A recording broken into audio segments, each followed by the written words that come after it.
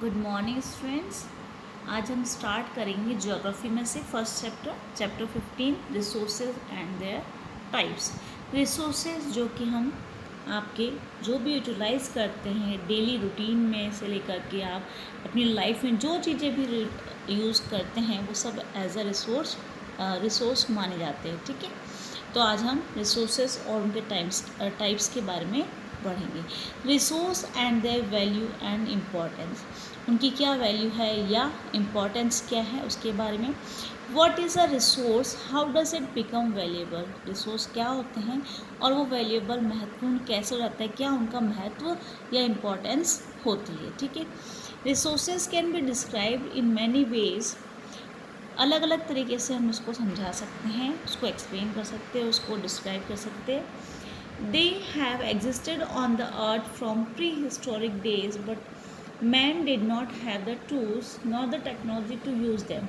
ये रिसोर्सेज यह तो है नहीं कि हमारे पहले जो प्री हिस्टोरिक पीरियड था उस समय नहीं थे, ये पहले भी थे, लेकिन हमारे जो अर्ली मैन थे उनके पास जो है टूल्स वगैरह नहीं थे, ना ही टेक्नोलॉजी थी उनको यूटिलाइज करने के लिए। ठीक है, if we look around us and examine the things, अगर हम आसपास की चीज़ें देखें हमारे आसपास, तो उसमें से the food we eat, the clothes we wear, the transport we use, the means of entertainment etcetera, जो हम खाते हैं पीते हैं पहनते हैं, जो ट्रांसपोर्टेशन में काम आते हैं, या एंटरटेनमेंट जो चीज़ें हमारे काम में आती है, वो सभी जो है are all obtained from a resource available in nature and our environment. ये सब चीज़ें हमको कहाँ से मिलती है, हमारे नेचर से, हमारे पर्यावरण, हमारे एनवायरनमेंट से हमको ये सब चीज़ें अवेलेबल होती है। ठीक है, तो ये सारी चीज़ें जो भी हम यूटिलाइज़ करते हैं वो एज अ रिसोर्स के रूप में कहाँ अवेलेबल होती है, हमारे नेचर में।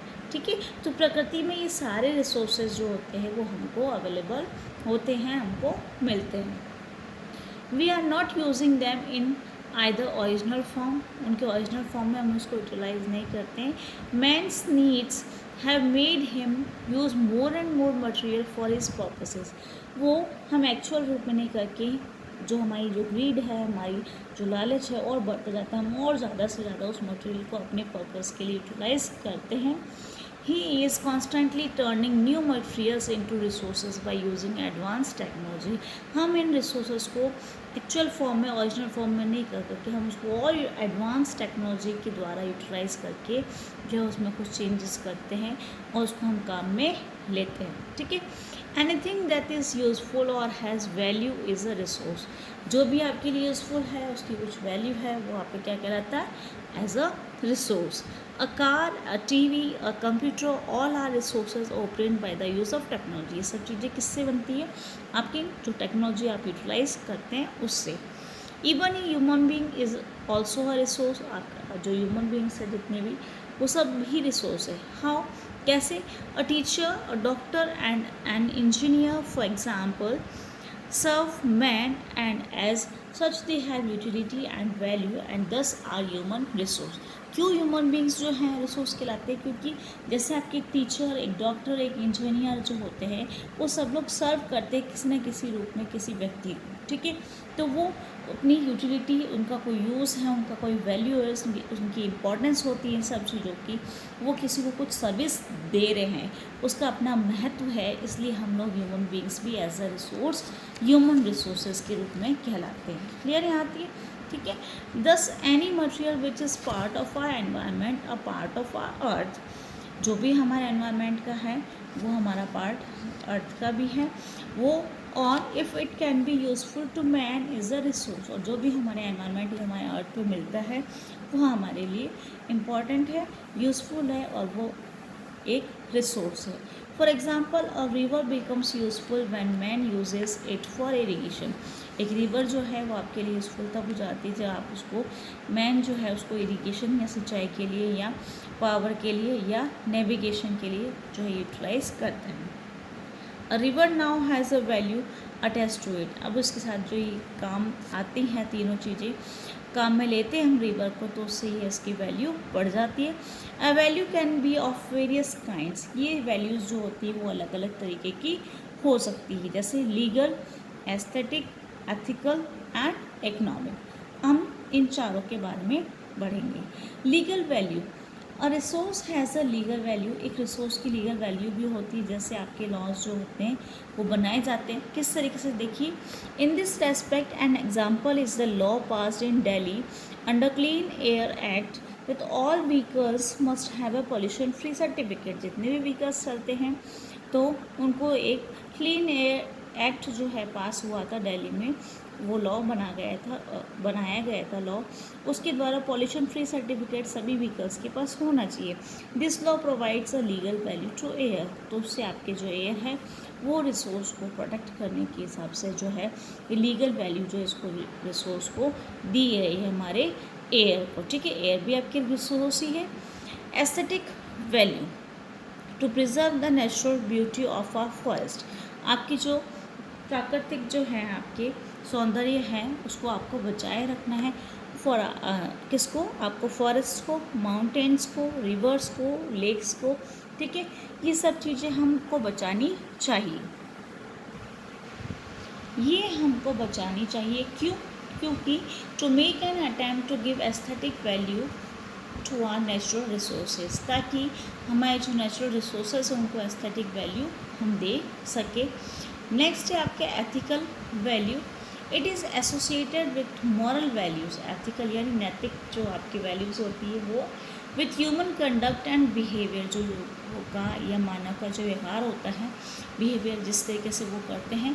Preserving national parks, forest resources, not over exploiting natural reserves is an ethical value, ये आपका नैतिक जो मूल्य है जिसके हिसाब से आप अपने नेशनल पार्क यानी नेचुरल जो आपके जितने भी फॉरेस्ट रिसोर्सेज हैं ये, और उनको जो आप ओवर एक्सप्लॉइट नहीं करेंगे, ठीक है। Economic value, any material use for production has an economic value, जो भी आप मटेरियल यूटिलाइज करते हैं प्रोडक्शन के लिए आपका इकोनॉमिक वैल्यू होता है, जिसमें आपके इंक्लूडेड होते हैं providing roads, electricity, better methods of agriculture, all have economic values, ये सारे इसमें इंक्लूडेड होते हैं और जो कि आपके और ज़्यादा जो है इकोनॉमिक वैल्यू उससे बढ़ जाती है। ये मेथड्स है सारे जिससे आपकी इकोनॉमिक वैल्यू बढ़ती है। क्लियर? तो ये थे कि कैसे आपके जो रिसोर्स होते हैं उसमें कुछ वैल्यूज़ होती हैं अलग अलग तरीके की, उसके बारे में हमने पढ़ा। नेक्स्ट है जो आपके रिसोर्सेज है वो सभी जगहों पे जो है सेम नहीं है, सेम मात्रा में आपको नहीं मिलते रिसोर्सेज, कहीं पे कम कहीं पे ज़्यादा, कहीं पे होते हैं लेकिन इतना पोटेंशियल उन लोगों के पास नहीं होता कि वो उसको यूटिलाइज कर सके। तो हम आगे पढ़ेंगे कैसे अनइक्वल डिस्ट्रीब्यूशन होता है रिसोर्सेज का। तो unequal distribution of resources, it must be mentioned here that the resources are distributed unequally over the earth, हमारी अर्थ पे ये जो रिसोर्सेज है वो उसमें समानता नहीं है।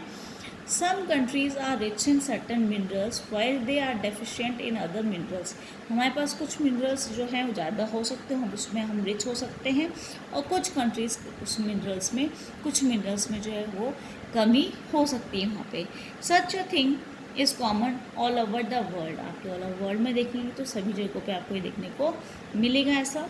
The Arabian countries are rich in oil resources, Arabian countries आपने देखा होगा अरब कंट्रीज़ में ऑयल रिसोर्सेज में वो रिच हैं, but are poor in soil resources, लेकिन वो सॉइल रिसोर्स जो है उसमें बहुत जो है वो पुअर होते हैं। वाई इज़ दिस सो, ऐसा क्यों?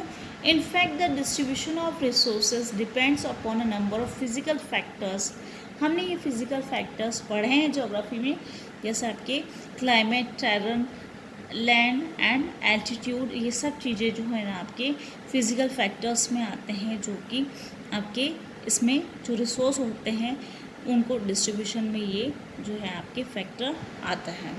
Because these factors differ so much over the earth that they make all the difference in the distribution of resources and result in inequality, ये जो रिसोर्सेज की इनइक्वालिटी है, असमानता है, डिस्ट्रीब्यूशन जो है रिसोर्सेज का वो अनइक्वल है, ठीक है।